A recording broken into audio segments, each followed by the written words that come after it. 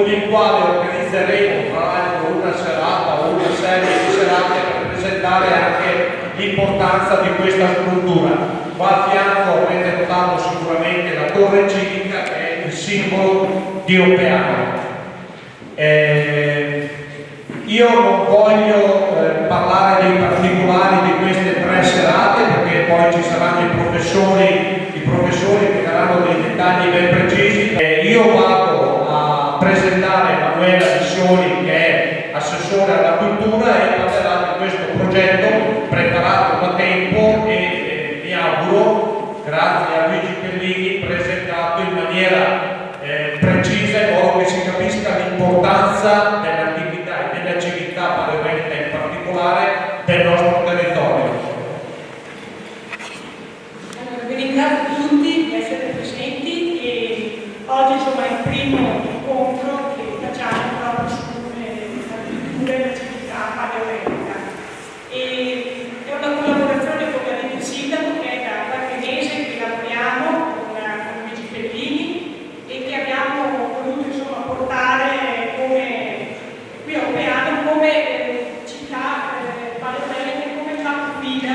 Speriamo che sia solo l'inizio, questo sabato e dopo i prossimi, che come ripeto il 21 e il 28, e poi magari in futuro ce ne siano degli altri. Io volevo solo fare dei ringraziamenti a tutti coloro che hanno collaborato con noi, Adige Nostro, la Proloco, l'Istituto Comprensivo e anche soprattutto Luigi Pellini che ha guidato queste giornate e che insomma con noi ha professionalmente lavorato e abbiamo lavorato in stretto contatto per insomma, portare, si spera, il meglio di questa civiltà che operiamo. Vi ringrazio ancora tutti e buon ascolto. Ringrazio anche il professore Mastro 5, il Mastro 5 che ci ha onorato di essere qui presente oggi qui a Oppiano. Grazie ancora. Ci troviamo all'Auditorio Don Remo Casteggini di Oppiano, Oppiano definita città cardine della civiltà paleoveneta. Sono stati organizzati un ciclo di incontri culturali proprio per spiegare e conoscere questa civiltà paleoveneta. Do subito la parola al nostro saggista Luigi Pellini. Prego.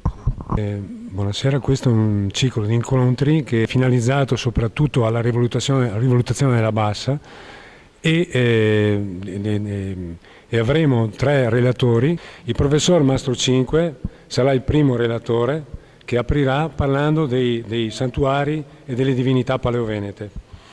E questo significativo modo di conoscere le nostre radici, anche spirituali, perché un popolo soprattutto è attraverso le sue radici spirituali, il suo efflato religioso, che riesce in pratica a riordinare anche la sua organicità, il suo stare insieme. È un ritorno alle origini. Nei momenti di caos si ritorna alle origini, e questo è un tentativo di ritornare alle origini attraverso lo scritto di questo insigne studioso che ci ha regalato questa storia, tra virgolette, della religiosità paleoveneta o dei veneti antichi. Grazie Luigi, e diamo subito la parola al professore. Prego professore.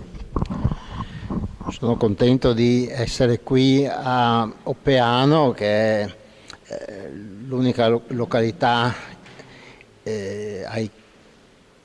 agli scavi della quale ha partecipato anche l'Università di Verona, la mia, e anche perché mi ha fatto riprendere in mano i miei vecchi studi sui paleoveneti. Erano anni che non mi dedicavo più e sono andato un po' a riprendere certi argomenti che non avevo trattato nei miei libri dedicati ai culti dei paleoveneti, in modo da presentare delle cose che magari qualcuno non conosce. Si tratta di scavi, scoperte più o meno recenti, e fare il punto su qualche tematica, sono andato a selezionare, non tutto, ma qualche tema, in particolare la divinazione.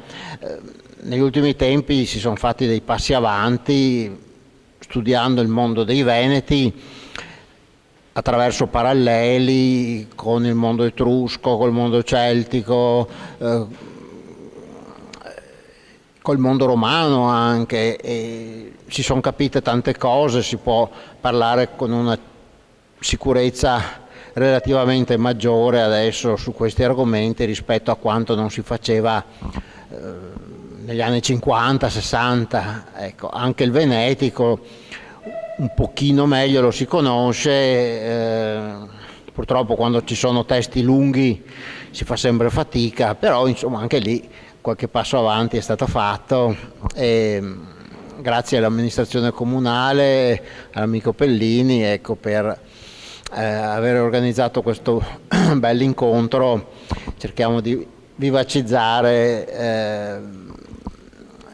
l'area del Veronese. Giustamente l'Università di Verona è chiamata in causa,